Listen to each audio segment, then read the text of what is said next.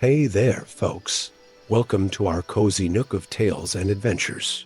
Today, like every episode, we're unlocking the doors of imagination to explore new worlds, meet fascinating characters, and experience unique emotions.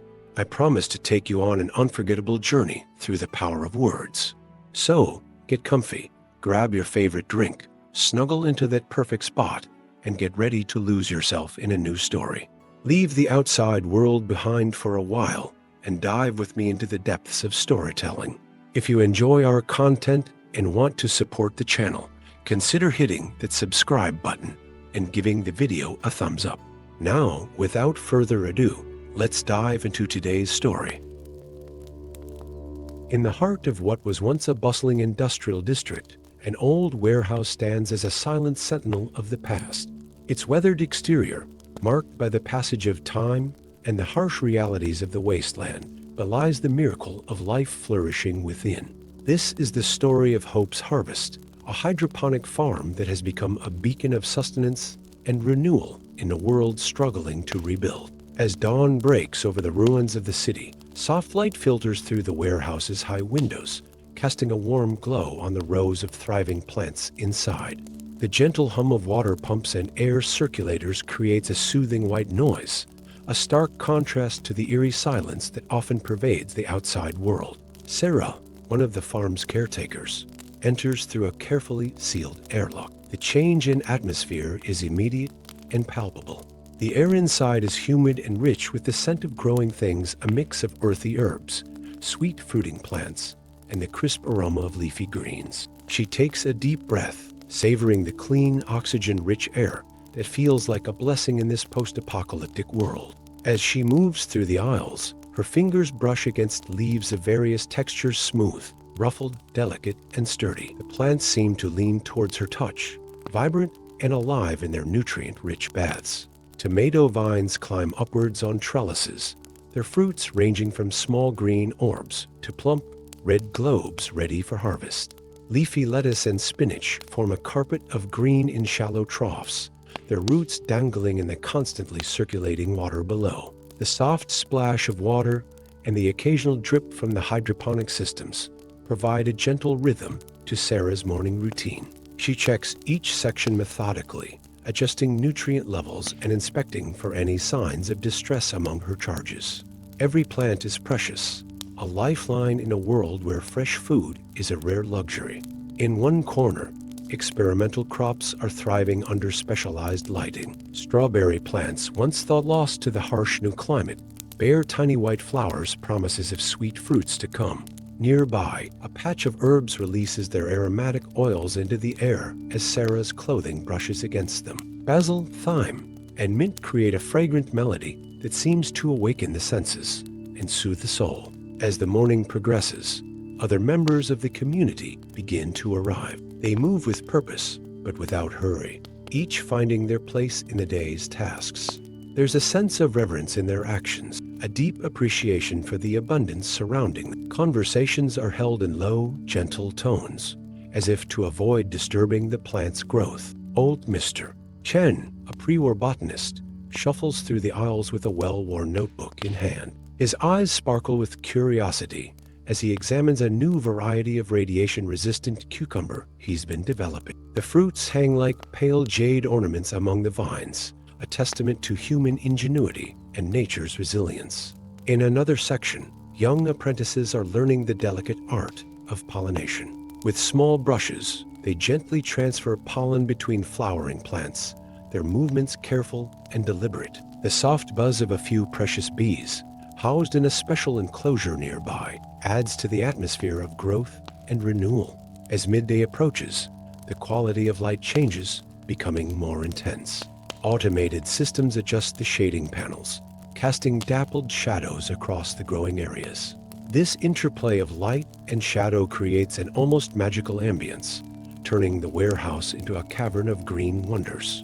The community gathers for a shared meal, seated at long tables nestled between rows of thriving crops. The food is simple but fresh, a luxury in this world. A salad of mixed greens, sliced tomatoes still warm from the vine, and herbs that burst with flavor on the tongue The meal is accompanied by the soft clink of utensils and murmured conversations, a gentle celebration of another day of successful cultivation. After the meal, Sarah makes her way to the seedling nursery. This area, bathed in a soft pink glow from specialized growing lights, houses the future of the farm. Tiny sprouts emerge from seed trays reaching towards the artificial sun. Sarah tends to them with the care of a parent, adjusting moisture levels and gently singing an old lullaby as she works. The melody weaves through the air, a thread of the old world connecting to the new. In the afternoon, the farm receives visitors from a neighboring settlement. They enter with wide eyes, marveling at the lush growth surrounding them. Sarah and the other caretakers guide them through the facility, explaining the principles of hydroponics and sharing cuttings of hardy plants that might thrive in the visitor's home. As the tour progresses, the visitor's initial transforms into hope. They begin to see possibilities for their own community, inspired by what has been achieved here. The exchange of knowledge and plant material is more than just trade. It's a sharing of hope, a collective step towards a more verdant future. The day begins to wind down as the artificial lighting system mimics the fading natural light outside. The hum of the equipment seems to soften, and the plants appear to settle in for the night. Sarah makes one final round, checking that all systems are functioning correctly for the overnight cycle. In a quiet corner, she pauses by a small memorial, a plaque dedicated to the founder of Hope's Harvest. The inscription speaks of vision, perseverance, and the power of green things to heal a broken world. Sarah rests her hand on the cool metal, feeling a connection to all those who had worked to make this place a reality. As she prepares to leave for the night, Sarah takes a final look around the warehouse. The sight never fails to fill her with a sense of wonder and purpose. Row upon row of thriving plants, a testament to life's tenacity and humanity's ability to nurture and grow even in the harshest of circumstances. Outside, the wasteland stretches into the distance, a harsh reminder of the world they inhabit. But here, within these walls, a different world flourishes. It's a world of growth, of cycles continuing, of life persisting against all odds. The gentle whir of fans and the soft drip of water fade as the airlock closes behind Sarah. She steps out into the cooling evening air, carrying with her the peace and promise found within Hope's Harvest. The scent of green things clings to her clothing, a fragrant reminder of the oasis she tends. As she walks home through the quiet streets, Sarah feels a deep sense of contentment, knowing that tomorrow will bring another day of nurturing life in this unexpected garden. In the softening light of dusk, the old warehouse stands as more than just a remnant of the past. It has become a symbol of resilience, a place where hope is not just a concept, but a living, growing thing.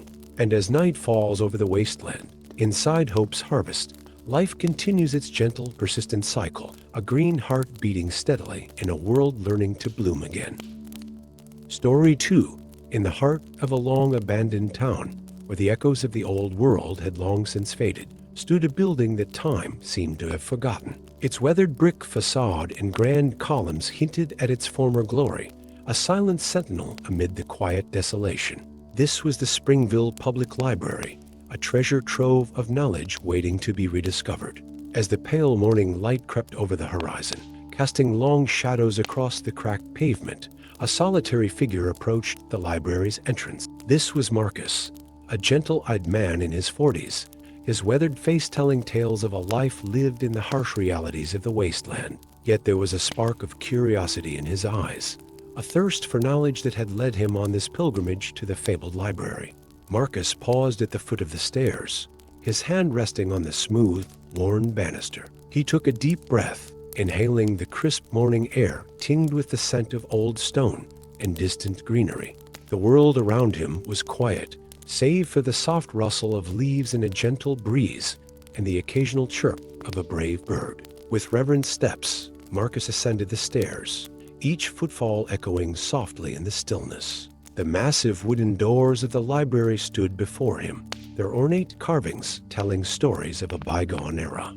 To his surprise and delight, they yielded to his touch, swinging open with a low, melodious creak. As Marcus stepped inside, he was enveloped by the library's hushed atmosphere. The air was thick with the scent of old paper and leather, a fragrant testimony to the countless books that lined the shelves. Dust motes danced in the shafts of sunlight that streamed through the high windows, creating an almost ethereal ambience. The vast main hall stretched out before him, its vaulted ceiling lost in shadows above. Row upon row of bookshelves extended as far as the eye could see, their contents a promise of countless worlds and infinite knowledge. The silence was profound, broken only by the soft sound of Marcus's footsteps on the worn marble floor. Drawn by an invisible thread of curiosity, Marcus made his way deeper into the library. His fingers trailed lightly over the spines of books as he passed, feeling the varied textures of leather, cloth, and paper beneath his touch. Each shelf seemed to whisper secrets, tempting him with glimpses of titles that spoke of history, science, art, and imagination. In a secluded corner, Marcus discovered a cozy reading nook, a plush armchair. Its velvet upholstery faded, but still soft, sat next to a small table where an old reading lamp stood sentinel. Sunlight filtered through a nearby stained glass window, casting colorful patterns across the floor and adding to the magical atmosphere. Settling into the chair, Marcus felt a sense of peace wash over him. The weight of the outside world seemed to lift from his shoulders, replaced by the comforting presence of countless stories and infinite possibilities surrounding him. He closed his eyes for a moment, simply breathing in the tranquil atmosphere. When he opened his eyes again, his gaze fell upon a book resting on the table beside him. Its leather cover was cracked with age, but the gold lettering on the spine still shimmered faintly. The collected works of Shakespeare. With gentle hands, Marcus lifted the book, feeling its weight and the texture of its pages as he carefully opened it. The familiar words greeted him like old friends. All the world's a stage, and all the men and women merely players. Marcus read aloud softly, his voice a gentle murmur in the quiet library. The lyrical language flowed over him, transporting him to worlds of love, tragedy, and human nature that transcended the boundaries of time and the harsh realities of the present. As the day progressed, shafts of sunlight moved slowly across the library floor, marking the passage of time. Marcus wandered through the aisles, pulling books at random and losing himself in their pages. He discovered ancient maps that showed a world long changed, scientific texts that spoke of marvels both realized and yet to come, and novels that painted vivid pictures of lives both ordinary and extraordinary. In the geology section, Marcus found a book about caves and underground wonders. The descriptions of vast caverns and delicate crystal formations stirred his imagination, reminding him of the hidden beauty that could still exist in the world. He sat cross-legged on the floor, the book open on his lap, as he immersed himself in images of subterranean lakes and fantastic rock sculptures shaped by millennia. Later, in a quiet corner dedicated to poetry, Marcus discovered a volume of haiku. The simple, evocative verses painted pictures with words, each one a miniature world captured in just a few syllables. He found himself speaking them softly, feeling the rhythm of the words and the depth of meaning in their carefully chosen syllables. Old pond. A frog leaps in water's sound. The simplicity and beauty of the poems seemed to distill the essence of the peaceful day, capturing moments of quiet reflection and gentle observation. As afternoon faded into evening, Marcus made his way to the library's second floor. Here, he found himself in a vast room that must have once been a study area. Long tables stretched out before him, their surfaces bearing the marks of countless students who had once pored over books and scribbled notes. At one of these tables, Marcus spread out several books he had collected throughout the day. A history of ancient civilizations lay open beside a guide to the night sky. A collection of classic short stories shared space with a book on the principles of physics. The juxtaposition of these diverse subjects felt right somehow, a reflection of the vast tapestry of human knowledge and imagination housed within the library's walls. As the light outside began to dim, Marcus noticed something he had overlooked before. In a corner of the room stood an old gramophone, its brass horn gleaming dully in the fading light. Beside it, a shelf held a collection of vinyl records protected by plastic sleeves. With careful hands, Marcus selected a collection of classical piano pieces. He gently placed it on the gramophone, wound the mechanism, and lowered the needle. The first notes of a Chopin nocturne filled the air, the slightly scratchy quality of the old recording adding a warmth to the beautiful melody. Marcus returned to his table, the gentle music creating a perfect accompaniment to his reading. The soft strains of the piano seemed to bring the words on the pages to life, adding an extra dimension to the worlds he explored through the books. As night fell, the library took on a different character. Shadows deepened between the shelves, but rather than feeling ominous, they added to the sense of coziness and separation from the outside world.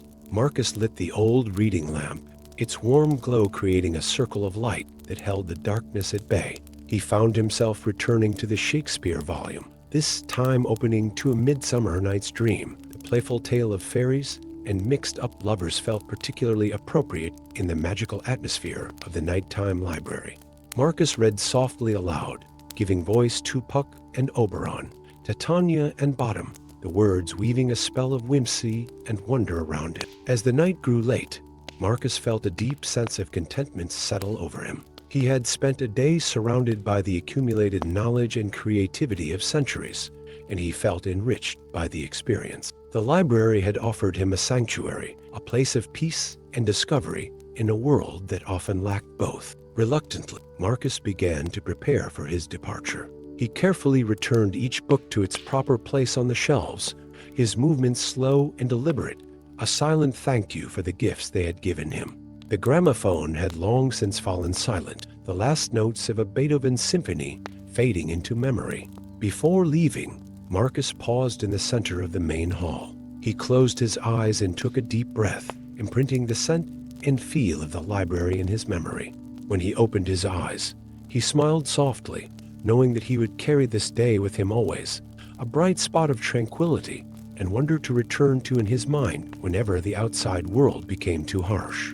As Marcus stepped out into the cool night air, gently pulling the library door closed behind him, he felt as though he was taking a piece of this magical place with him. The stars twinkled brightly overhead, and for a moment they seemed to mirror the infinite worlds he had glimpsed within the pages of the library's books.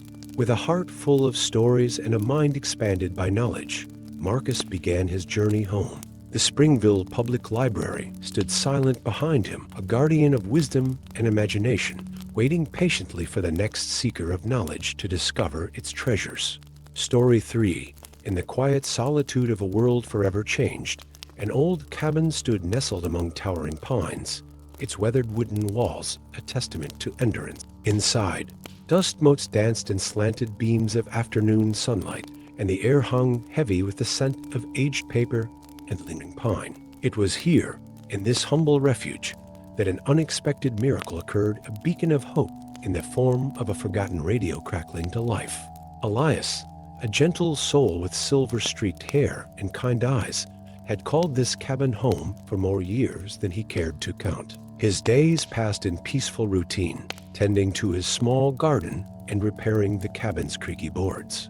But on this particular evening, as the golden light of sunset painted the world in warm hues, something extraordinary happened. He had just settled into his favorite armchair, a worn leather piece that embraced him like an old friend, when he heard it. At first, it was barely perceptible, a soft hiss, like the whisper of wind through pine needles. But then it grew, a static crackle that seemed to breathe life into the ancient radio sitting on a nearby shelf. Elias blinked, wondering if his ears were playing tricks on him. The radio, a relic from the old world, had been silent for as long as he could remember.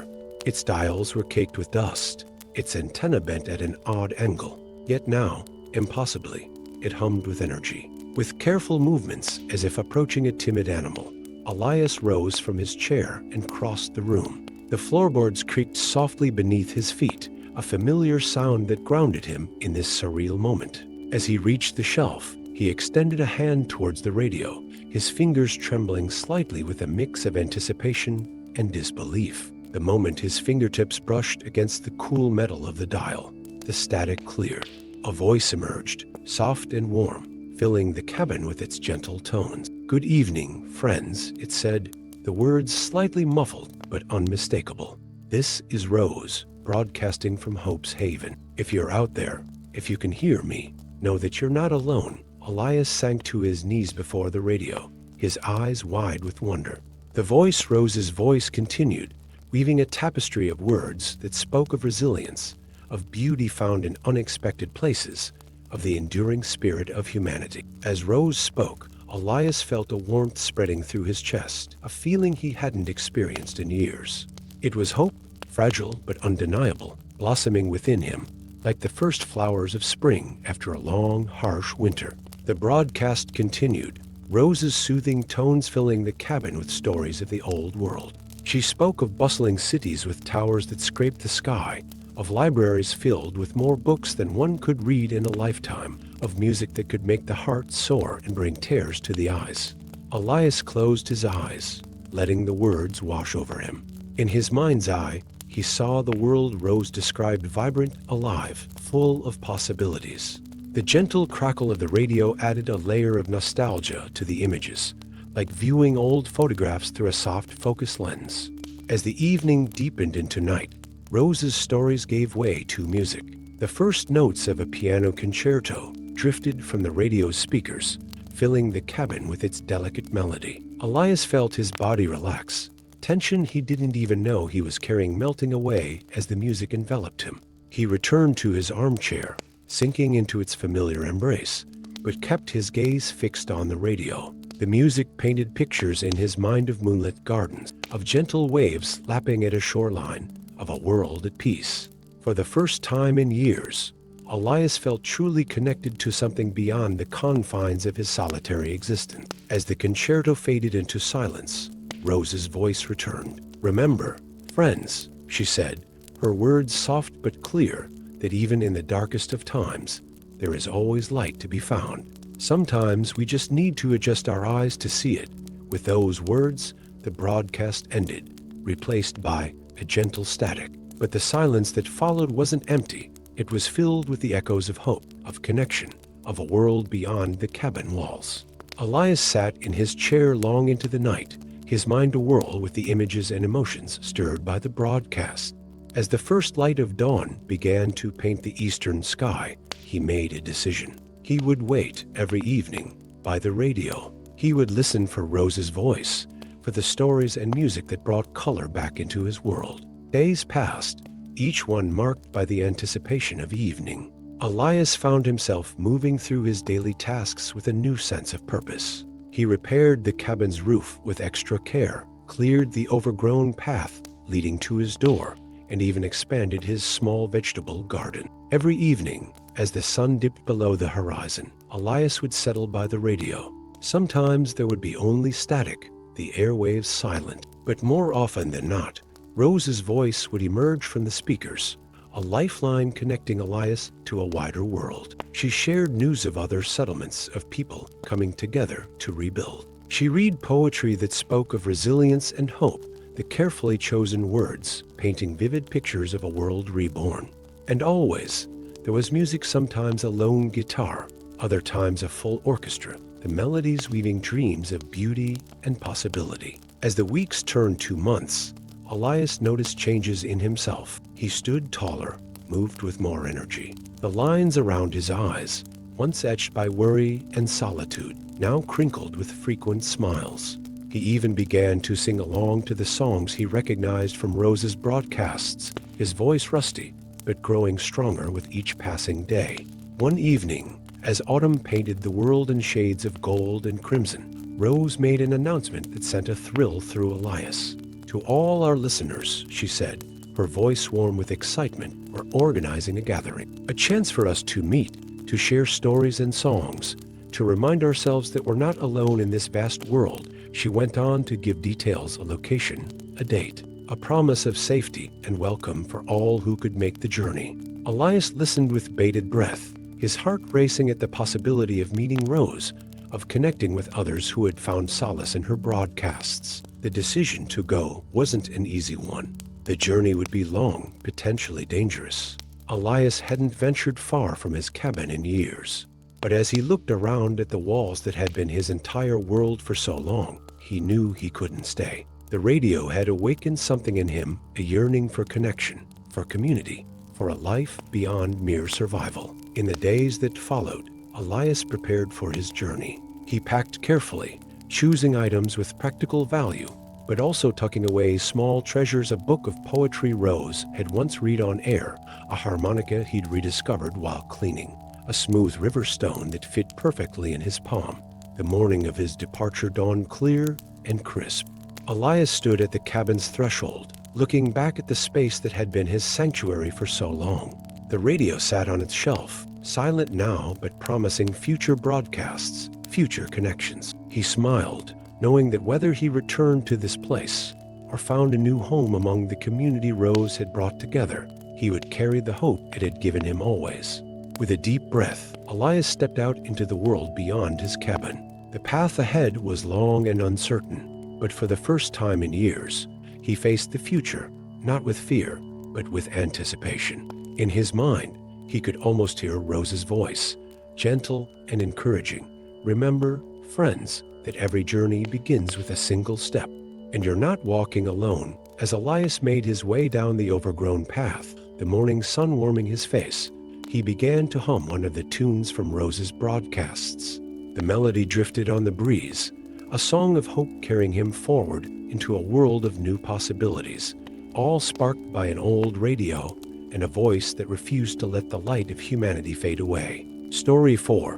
In the depths of Vault 42, where time seemed to stand still and the outside world was but a distant memory, an unexpected discovery was about to breathe new life into the monotonous existence of its inhabitants. Behind a long-forgotten maintenance panel, hidden from view for generations, lay a secret that would transform the vault and the lives of those within it. Amelia, a young vault technician with curious eyes and nimble fingers, had always been drawn to the unexplored corners of their underground home. On this particular day, as she ran her routine checks along the lower corridors, her hand brushed against a section of wall that felt different from the rest. The cool metal gave way to a subtle warmth, and a faint humming vibrated beneath her fingertips. Intrigued, Amelia carefully pried open the panel, her heart quickening with anticipation. As the metal sheet came away, a soft glow spilled out, bathing her face in a warm, golden light. Her eyes widened in wonder as she beheld a sight she had only dreamed of: a secret greenhouse, thriving in the heart of the vault. The hidden chamber was a marvel of pre-war technology, a self-contained ecosystem that had continued to function unnoticed for decades.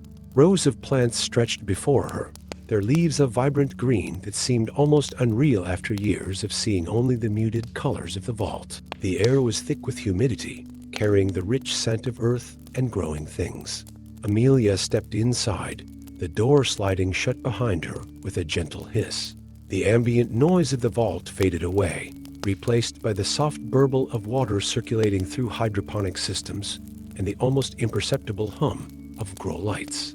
It was as if she had stepped into another world entirely, one filled with life and possibility. As she moved deeper into the greenhouse, Amelia's senses were overwhelmed. Tomato plants heavy with fruit lined one wall, their vines carefully trained along a complex trellis system. Leafy greens in various shades of green and purple formed a patchwork carpet in shallow troughs.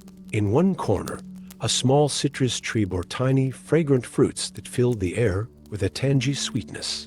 Amelia's fingers trailed gently over leaves and stems as she explored, marveling at their textures: smooth, fuzzy, waxy, delicate. Each plant seemed to lean towards her touch, as if awakening to human presence after long years of solitude. In the center of the room stood a control panel, its screens glowing with information about temperature, humidity, and nutrient levels. Amelia studied the readouts with fascination, realizing that this hidden garden had been silently tending itself all this time, patiently waiting to be rediscovered. As the initial shock of her discovery wore off, Amelia felt a deep sense of peace settle over her. The gentle rhythms of the greenhouse, the slow drip of water, the soft rustle of leaves, the steady hum of equipment created a soothing atmosphere that was worlds away from the sometimes oppressive quiet of the vault. She found a small stool tucked away in a corner and sat down, simply absorbing the lush environment around her. For the first time in her life, Amelia felt truly connected to the world that had been lost, the world above ground that she had only heard about in stories. Time seemed to lose meaning in the greenhouse. Amelia wasn't sure how long she had been there when she heard the soft whoosh of the door opening. She turned to see the vault's elderly botanist, Dr. Chen, standing in the doorway, his eyes wide with disbelief and joy. "I never thought I'd see this place again," he whispered, his voice thick with emotion. "We sealed it off during the resource rationing decades ago. I always hoped it would survive, but I never dared to check." Dr. Chen moved slowly through the greenhouse, his gnarled hands gently caressing leaves and stems with the tenderness of greeting old friends. He named each plant as he passed, his voice filled with reverence. Tomatoes, lettuce, spinach, strawberries, lemon balm, basil. Amelia watched in fascination as the old man's face transformed, years seeming to fall away as he immersed himself in this green haven. She realized that she was witnessing something profound, the rekindling of a passion long dormant, a connection to a world thought lost forever. Over the next few weeks, word of the secret greenhouse spread through the vault. Under Dr. Chen's guidance, a small team was assembled to tend to the plants and expand the growing space. Amelia, with her gentle touch and keen interest, became his primary assistant. Each day brought new discoveries and small joys. The first ripe tomato was shared among the greenhouse team, its burst of flavor on their tongues a revelation after years of bland vault rations. Herbs were carefully harvested and distributed to the kitchen, filling the common areas with aromas that stirred long-forgotten memories in the older residents. The greenhouse became a sanctuary for many vault dwellers. Some came to work, carefully tending the plants under Dr. Chen and Amelia's guidance. Others simply sat among the greenery, finding peace in the lush environment, so different from the stark corridors of the vault. Children were brought in small groups, their eyes wide with wonder as they touched leaves and smelled flowers for the first time. The sound of their laughter as they played gentle games among the plants became a common and welcome addition to the greenhouse's peaceful ambience. As the weeks turned to months, the impact of the greenhouse on vault life became increasingly apparent. The additional fresh food improved everyone's health and mood. The recycled air, filtered through the plants, seemed fresher and more invigorating. But perhaps most important, the greenhouse provided hope, a tangible reminder that life could flourish even in the most unexpected places. Amelia found herself spending more and more time in the greenhouse. She loved the early mornings best, when the grow light simulated dawn, bathing everything in a soft, rosy glow. She would move quietly among the plants, checking water levels and gently pruning where needed, the repetitive tasks bringing a sense of calm and purpose to her days. One morning, as she tended to a patch of strawberries, Amelia noticed something extraordinary. A tiny green shoot was pushing its way up through the soil, a new plant, one that hadn't been part of the original greenhouse. Dr. Chen identified it as a variety of wildflower, its seed likely dormant in the soil for decades before finding the right conditions to grow. This small miracle became a symbol of renewal for the vault dwellers. If a forgotten seed could survive and thrive after all this time, perhaps they too could one day reclaim the world above. The hope was cautious, tempered by the reality of their situation, but it was hope nonetheless. As the wildflower grew, so did the sense of community within the vault. The greenhouse became more than just a source of fresh food. It was a gathering place, a classroom, a retreat. People who had barely interacted in the confined spaces of the vault found common ground among the plants, sharing stories and working together to nurture new life. Amelia, once a quiet technician who kept to herself, blossomed in her role as caretaker of the greenhouse. She found joy in sharing her knowledge with others, in seeing the wonder on people's faces as they connected with nature in this unexpected place. The greenhouse's influence extended beyond its walls.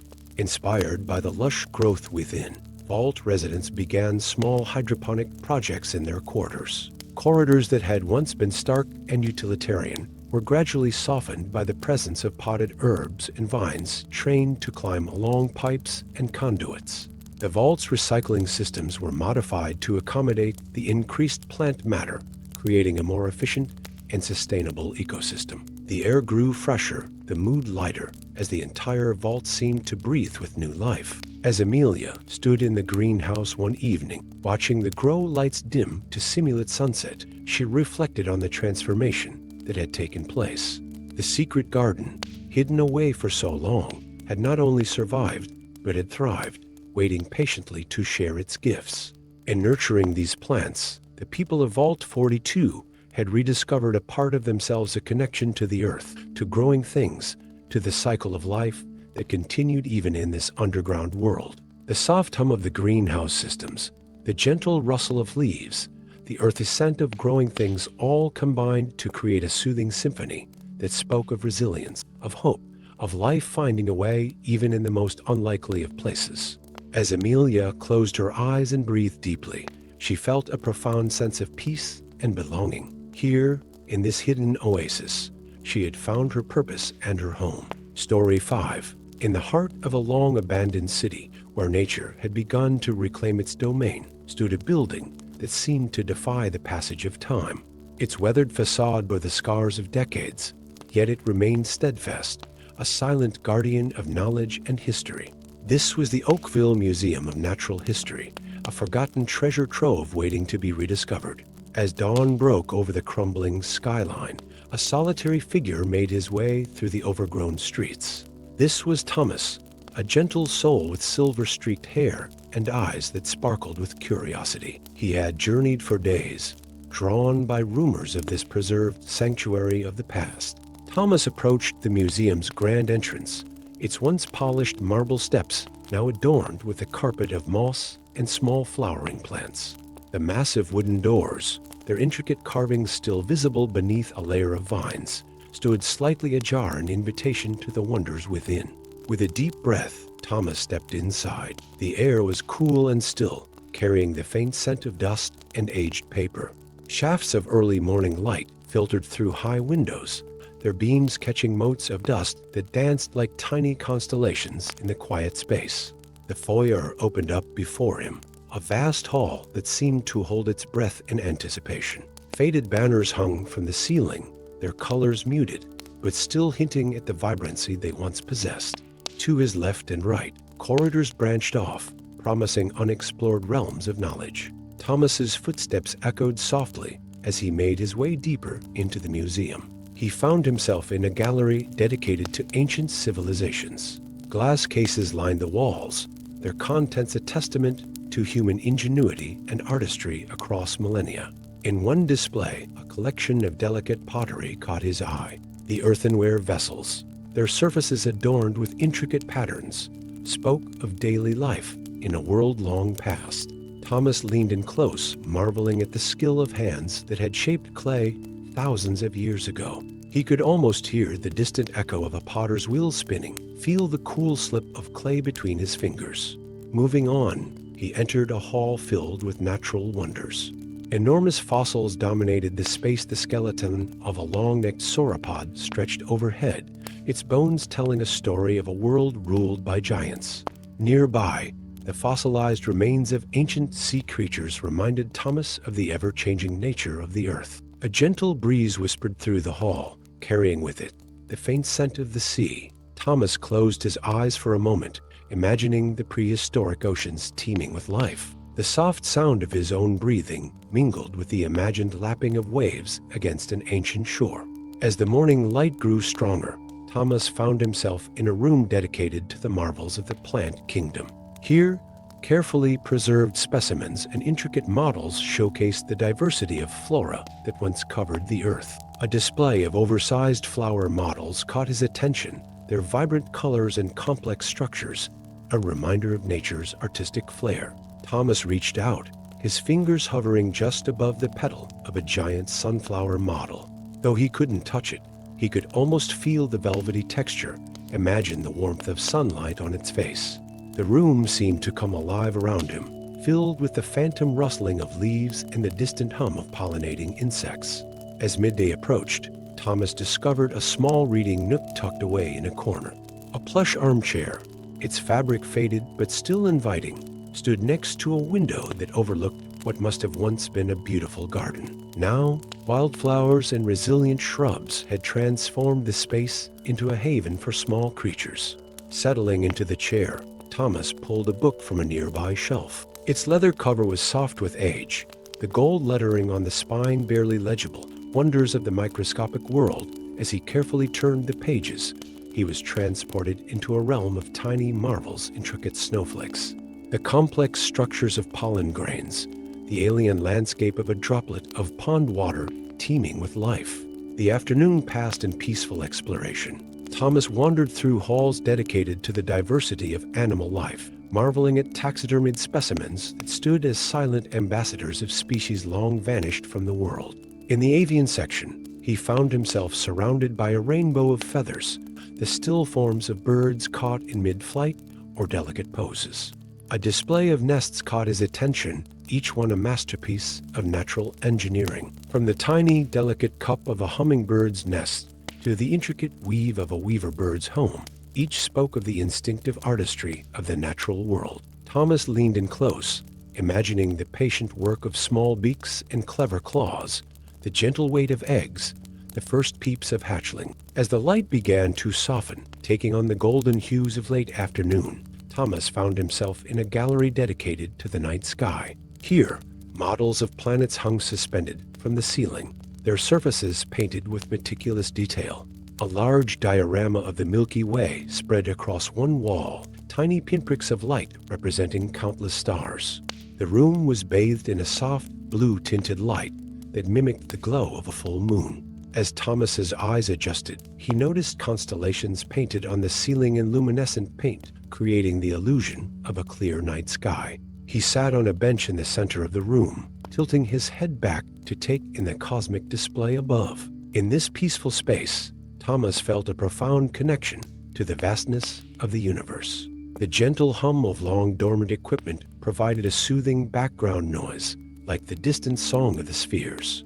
He closed his eyes, allowing his mind to drift among the stars, feeling both infinitesimally small and intimately connected to the cosmic dance around him. As evening approached, Thomas made his way back to the museum's entrance. He paused in each hall, saying a silent goodbye to the wonders he had discovered. In the fading light, the exhibit seemed to come alive with shadows, as if the spirits of the past were stirring, pleased to have had a visitor after so long. Before leaving, Thomas noticed a guest book on a small table near the door. Its pages were yellowed with age, the last entry dated decades ago. With careful reverence, he picked up the pen beside it. Miraculously, it still held ink and added his name to the list of visitors. As he wrote, Thomas felt a deep sense of connection to all those who had come before him, who had walked these halls and marveled at the wonders within. He was now a part of the museum's long history, a thread in the tapestry of human curiosity and wonder. Stepping out into the cool evening air, Thomas took one last look at the museum. The setting sun painted its facade in warm hues, softening the scars of time. In this light, it was easy to imagine the building as it once was a beacon of knowledge and discovery, a testament to humanity's endless fascination with the world around them. As Thomas began his journey home, his mind was filled with the marvels he had seen. The museum had been more than just a collection of artifacts and specimens. It had been a journey through time and space, a reminder of the beauty and complexity of the world. He carried with him not just memories, but a renewed sense of wonder and a deep appreciation for the interconnectedness of all things. In the quiet of the abandoned city, as the first stars began to appear in the darkening sky, Thomas felt a profound sense of peace. He had touched the past and glimpsed the infinite, finding in the forgotten museum a sanctuary for the curious spirit that lives in us all. Story 6. In the heart of Megaton, where the hum of generators and the distant chatter of settlers blend into a soothing backdrop, stands a structure unlike any other in the wasteland. An old airplane fuselage, its silver skin dulled by time and the harsh desert sun, has found new purpose. This is no longer a vehicle of the skies, but a vessel of knowledge, a sanctuary of words, the Megaton Library. As the warm light of dawn creeps over the settlement's walls, it catches the edge of a library sign, painstakingly hand-painted in neat block letters. The door, fashioned from the plane's emergency exit, creaks open gently. Out steps old Simon, a ghoul whose weathered features speak of centuries lived, both before and after the Great War. Simon's milky eyes scan the awakening town, a soft smile playing on his lips. He reaches into his pocket, producing a small copper bell. With a gentle flick of his wrist, he rings it 3 times, a daily ritual that signals the library's opening. The clear, melodious tones drift through the air, mingling with the early morning sounds of Megaton stirring to life. Inside, the library is a world apart from the harsh realities of the wasteland. Shelves line the curved walls of the fuselage, each one lovingly crafted from scavenged wood and metal. They bow slightly under the weight of hundreds of books, some pristine, preserved from before the war, others dog-eared and worn, their pages yellowed with age. Simon moves through the narrow aisle, his fingers trailing lightly over the spines of the books. Each touch is a greeting, a reconnection with old friends. The scent of paper, leather, and the faintest hint of mildew creates an aromatic cocoon, transporting visitors to a world before the bombs fell. Soft light filters through windows fashioned from the plane's portholes, casting warm pools on the worn carpet below. Dust motes dance in the beams, a gentle ballet that captivates the eye and soothes the mind. In one corner, a cluster of mismatched chairs surrounds a low table, an invitation to sit, to read, to lose oneself in the worlds contained within these pages. As the morning progresses, the library's first visitor arrives. It's young Sarah, a girl of no more than 12, her eyes bright with curiosity. She's been coming every day for the past week, slowly working her way through a thick tome on pre-war botany. Simon greets her with a nod, his raspy voice warm as he asks, "Ready to learn more about those flowers, Sarah?" The girl's eager nod brings a wider smile to Simon's face. He watches as she settles into her favorite chair, a patched armchair that seems to envelop her small frame. The soft rustle of pages turning joins the ambient sounds of the library, the distant hum of Megaton's reactor, the occasional creak of the metal fuselage expanding in the growing heat of the day. As the morning wears on, more visitors trickle in. There's old Marcus, a settler who spends his days poring over technical manuals, dreaming of ways to improve Megaton's water purification system. He gives Simon a friendly wave as he makes his way to his usual spot, a desk tucked away in the rear of the fuselage. A pair of young lovers enter next, hands intertwined. They head straight for the small collection of pre-war novels, whispering and giggling softly as they select a book to read together. They curl up on a worn sofa, their voices a low, soothing murmur as they take turns reading aloud to each other. Simon busies himself with his daily tasks. He moves quietly through the library, reshelving returned books, carefully dusting the shelves, and making note of any volumes that might need repair. His movements are unhurried, each action performed with care and reverence for the treasures he guards. Around midday, the library receives a special visitor. Moira Brown, the enthusiastic owner of Craterside Supply, bursts in with her usual energy. However, even Moira seems to be affected by the library's tranquil atmosphere. Her voice, usually loud and excitable, is hushed as she approaches Simon. "I've got something for you," she whispers, her eyes sparkling with excitement. From her bag, she produces a book, its cover faded, but the gold lettering still visible. "To Kill a Mockingbird." Simon's eyes widen, his gnarled hands trembling slightly as he takes the book. "Moira," he breathes, "where did you find this?" Moira launches into a tale of her latest scavenging expedition, her words tumbling out in a quiet rush. Simon listens, nodding, his fingers gently caressing the book's cover. When Moira finishes, he thanks her profusely, promising her first read once he's cataloged and repaired the new edition. As the afternoon wears on, the library settles into a peaceful rhythm. The soft sound of pages turning, the occasional whisper, the scratch of pencil on paper, these form a gentle symphony of learning and discovery. Simon moves among his patrons, offering assistance where needed, recommending books, and sometimes simply sitting in companionable silence as others read.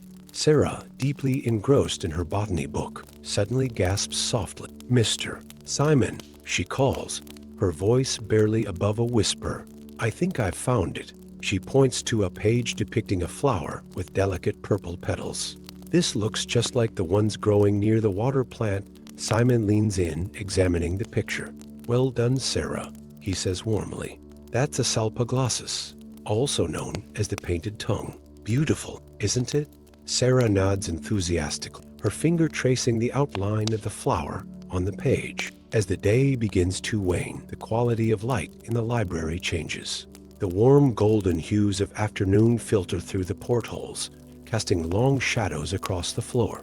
The metal of the fuselage creaks softly as it cools, a sound that mingles with the contented sighs of readers reluctant to leave their literary worlds. Simon begins his closing routine, gently reminding patrons of the time.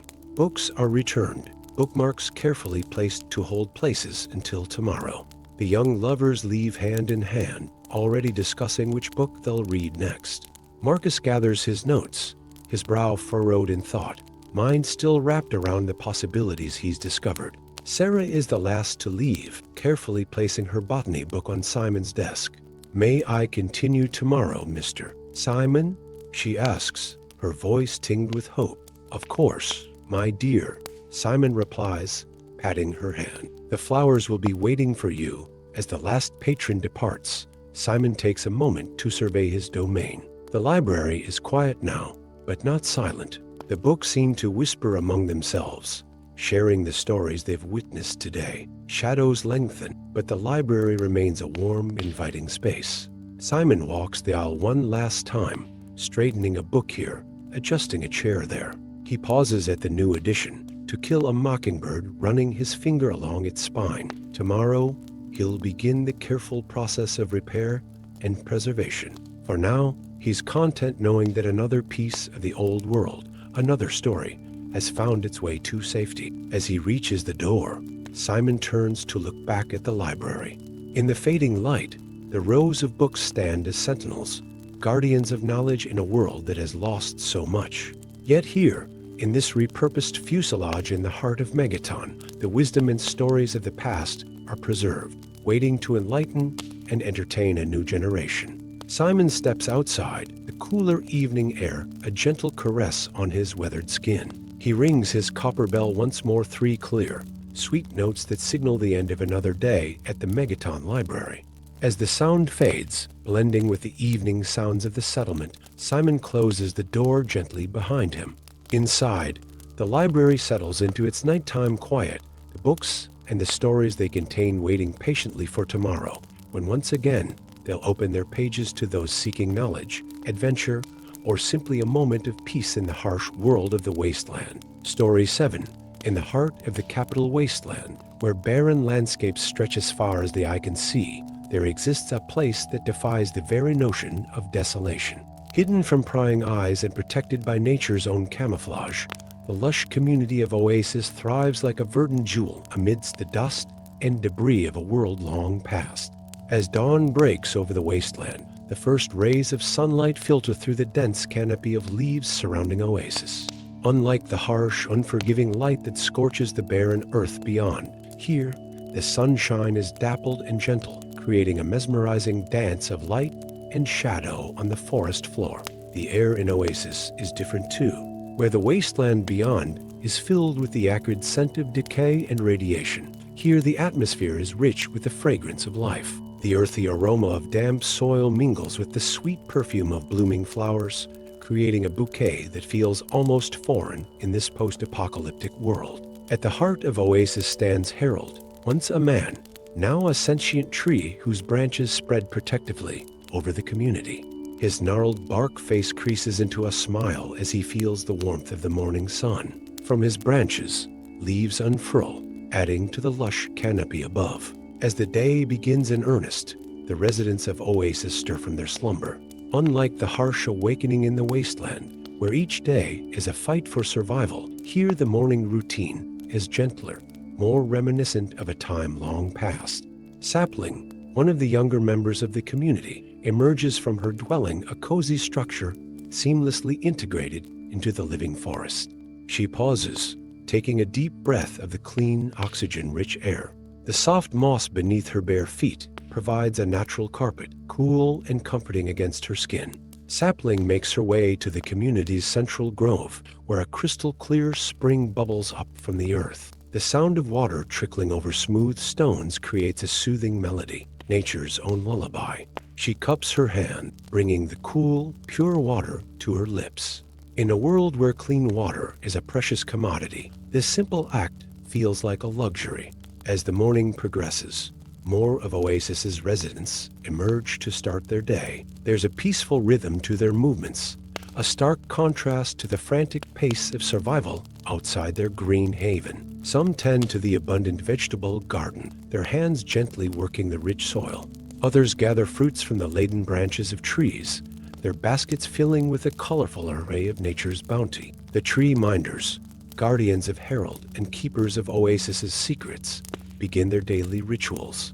They move through the forest with quiet reverence, their soft chants blending harmoniously with the rustle of leaves and the gentle creaking of branches. Their presence adds an air of tranquility to the already peaceful atmosphere. As midday approaches, the community gathers in the central grove for a shared meal. Long tables, crafted from fallen branches, are laden with fresh produce, a vibrant palette of greens, reds, and yellows that would be unimaginable in the wasteland beyond. The air is filled with the gentle murmur of conversation and the occasional burst of laughter, sounds that seem to make the surrounding plants grow a little taller, a little greener. After the meal, as the warm afternoon sun filters through the canopy, creating dappled patterns on the forest floor, the elders of Oasis gather a group of children. They settle on soft patches of moss, the youngsters' eyes wide with anticipation. It's time for the daily storytelling, a tradition that keeps the history of the world alive and instills hope for the future. Birch, the eldest of the tree minders, clears his throat softly. His voice, when he speaks, is low and melodious, blending seamlessly with the ambient sounds of the forest.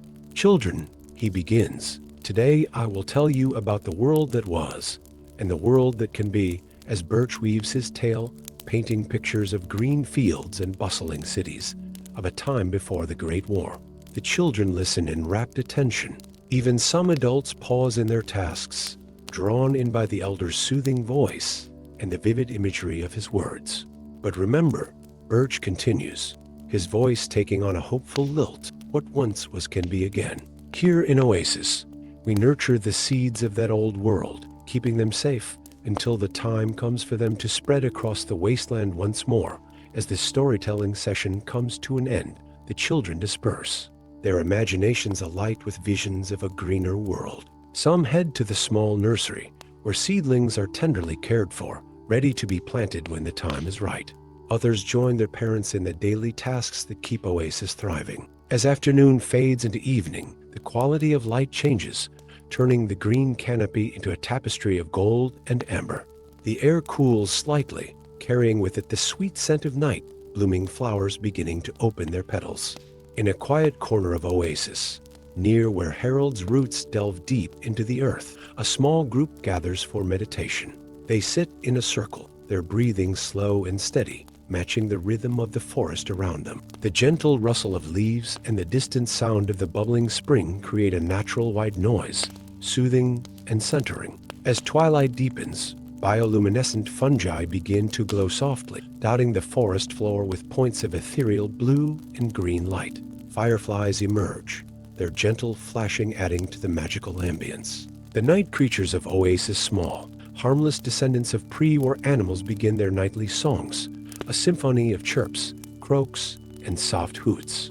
The residents of Oasis prepare for night, but unlike in the harsh wasteland, there's no fear here, no need for vigilant guards or locked doors. The forest itself is their protector, its dense growth and hidden location keeping them safe from the dangers that roam the capital wasteland. As the community settles in for the night, Harold's branches seem to stretch a little further, his leaves rustling in a gesture almost like a benediction over the sleeping Oasis. In the soft glow of the bioluminescent life, his face looks peaceful, contented. Sapling, unable to sleep, steps out of her dwelling for a final look at the nighttime forest. The cool, damp air feels refreshing against her skin. She closes her eyes, listening to the nighttime sounds of Oasis, the soft whisper of wind through leaves, the distant trickle of the spring, the gentle chorus of nocturnal creatures. Opening her eyes, Sapling gazes up at the night sky, visible through gaps in the canopy. Stars twinkle brightly, unobscured by the pollution and dust that cloud the sky in the wasteland. A sense of peace washes over her, a feeling of being part of something greater, something enduring. As she turns to go back inside, Sapling pauses, her hand resting on the living wood of her home. She whispers a quiet thank you to Harold, to the forest, to whatever twist of fate allowed this green paradise to exist in a world of desolation. In the heart of the capital wasteland, where hope is as scarce as clean water, Oasis stands as a testament to nature's resilience and the possibility of renewal. Here, in this hidden grove, the world as it once was lives on, nurtured by dedicated hands and hopeful hearts. And perhaps one day, the green of Oasis will spread, reclaiming the wasteland and bringing life back to a world that has forgotten what it means to truly thrive. As night fully embraces Oasis, the forest settles into a peaceful slumber, its rhythm slowing but never ceasing. In this verdant haven, life continues its gentle cycle, a beacon of hope in the vast, unforgiving expanse of the capital wasteland. Story 8. Starlight Drive and Observatory. As twilight descends upon the Commonwealth, the Starlight Drive-In awakens to a new purpose. Where once flickering images danced across a colossal screen for the entertainment of pre-war families, now the vast white expanse serves as a window to the cosmos. The old drive-in, long abandoned after the Great War, has found new life as an impromptu observatory, a place where the wonders of the night sky offer a peaceful respite from the harsh realities of the wasteland. The air grows cool as night approaches, carrying with it the earthy scent of Brahmin and the faint, sweet aroma of wild mudfruit blossoms. Settlers from nearby communities begin to gather, their footsteps crunching softly on the gravel that still paves the old parking area. Excited whispers and occasional laughter float on the evening breeze, a gentle cacophony of anticipation. At the center of the gathering stands Scribe Valerie, a young member of the Brotherhood of Steel. Her eyes, bright with enthusiasm, scan the deepening twilight sky. Unlike many of her militant brethren, Valerie's passion lies not in technology or weapons, but in the stars themselves. Tonight, she will share that passion with the assembled crowd. As the last rays of sunlight fade, the stars begin to emerge, pinpricks of light piercing the velvety darkness. A collective sigh of wonder rises from the gathered settlers. For many, this is a rare moment of peace, a chance to look up and marvel at the beauty that still exists in their war-torn world. Valerie clears her throat softly, drawing the attention of those nearby. Friends, she begins, her voice warm and inviting. Welcome to another night at our Starlight Observatory. She gestures toward the massive screen behind her, now serving as a backdrop for the celestial display. Tonight, the skies are particularly clear. We should be able to see many constellations, and perhaps even some of our neighboring planets. As if on cue, a bright point of light appears low on the horizon. Valerie's face lights up with a smile. And there, she says, pointing, is our first guest of the evening. The planet Venus, often called the evening star. The settlers murmur in appreciation, eyes fixed on the bright planet. Children point excitedly, tugging on their parents' sleeves. For a moment, the hardships of life in the Commonwealth are forgotten, replaced by a sense of wonder at the vastness of the universe. Valerie continues her impromptu lecture, her voice blending harmoniously with the ambient sounds of the night, the soft chirping of radtoads in the distance, the gentle rustle of wind through the tall grass that has reclaimed much of the drive-in. Now, if you'll look up and to the right, she says, tracing a pattern in the sky with her finger, you'll see a group of stars that form a shape like a giant W. That's Cassiopeia, named after a queen in ancient mythology. As Valerie speaks, more settlers arrive, quietly joining the group. Among them is old Tom, a ghoul who remembers the drive-in from before the war. He settles onto a salvaged lawn chair with a contented sigh, his roomy eyes fixed on the starry expanse above. You know, he says to no one in particular, his voice a gravelly whisper, I saw my first movie here. Never thought I'd be watching the stars instead. He chuckles softly, the sound full of nostalgia and wonder. As the night deepens, the Milky Way becomes visible, a river of stars stretching across the sky. Valerie's voice takes on a tone of reverence as she describes it. That, my friends, is our galaxy. Billions of stars, all part of the same cosmic family we belong to. A young settler raises her hand tentative. Scribe Valerie, she asks, her voice tinged with curiosity. How far away are those stars? Valerie smiles warmly. An excellent question. The light from some of those stars has been traveling for hundreds, even thousands of years to reach us. What we're seeing is a glimpse into the past. This revelation is met with a chorus of soft ohs and wows. The concept of light traveling across such vast distances and time seems to resonate deeply with the assembled group, many of whom have traveled far themselves in search of safety and a better life. As Valerie continues her celestial tour, pointing out constellations and sharing the stories behind their names, the atmosphere grows increasingly tranquil. Couples lean against each other, hands intertwine. Children, initially buzzing with excitement, grow quiet and contemplative, their young minds expanded by the vastness above them. In a quiet corner of the gathering, a small group of Brotherhood scribes have set up a telescope, a pre-war relic carefully restored. They take turns peering through it, occasionally calling Valerie over to confirm a sighting or ask a question. Their hushed excitement adds to the gentle buzz of the evening. As the night wears on, some of the settlers begin to drift off, lulled by the peaceful atmosphere and Valerie's soothing voice. Those who remain sprawl on blankets or lean back in chairs, their faces turned skyward. The cool night air carries the scent of brewing Brahmin milk, a comforting aroma that mingles with the earthy smells of the wasteland. Suddenly, a streak of light blazes across the sky, a shooting star. Gasps of delight ripple through the crowd, followed by a wave of pointing fingers and excited whispers. Valerie's face breaks into a wide grin. "A meteor," she exclaims. "Quick, make a wish." For a moment, the only sound is the soft rustle of wind through the tall grass. Each person, young and old, settler and scribe alike, is lost in thought, silently voicing their deepest hopes to the vast, star-strewn sky. As the night grows later, Valerie wraps up her informal lecture. "Thank you all for coming," she says, her voice warm with gratitude. "Remember, the stars are always there, even when we can't see them. They're a reminder that there's beauty and constancy in our world. No matter how much it's changed, the gathered crowd begins to disperse slowly, their movements unhurried and relaxed.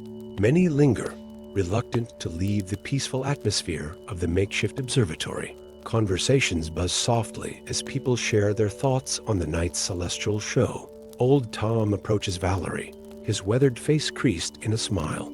"Thank you, young lady," he says, patting her arm gently. "Nights like these, they give an old ghoul hope, you know. Reminds me that not everything beautiful was lost in the war." Valerie nods, her eyes shining with emotion. "That's why we do this, Tom, to remember the beauty and to share it with others." As the last of the settlers depart, Valerie remains, her gaze fixed on the star-strewn sky. The massive screen of the drive looms behind her, a silent sentinel to the night's events. In the distance, a Brahmin lows softly, the sound carried on the cool night breeze. The scribes begin to pack up their telescope, their movements careful and reverent. They speak in hushed tones, sharing their observations and theories about what they've seen through the powerful lens. Valerie takes a deep breath, savoring the crisp night air. Despite the hardships of life in the Commonwealth, moments like these remind her of the wonder that still exists in the world. The stars, unchanging and eternal, offer a connection to the past and hope for the future. As she turns to leave, Valerie casts one last look at the starlit sky. A sense of peace washes over her, a feeling of being small yet significant in the grand cosmic dance. In this moment, the troubles of the wasteland seem distant, overshadowed by the timeless beauty of the night sky. The starlight drive and observatory settles into nighttime quiet. The gravel crunches softly under Valerie's feet as she makes her way back to her quarters. Tomorrow will bring new challenges, but for now, the memory of this peaceful night under the stars will linger, a soothing balm for the soul in the harsh reality of the Commonwealth. In the vast expanse of the post-apocalyptic world, this small gathering of stargazers represents a flickering light of civilization, a reminder that even in the darkest of times, humanity's capacity for wonder and appreciation of beauty remains undiminished. And as long as people continue to look up at the stars with awe, there's hope for a brighter future in the Commonwealth.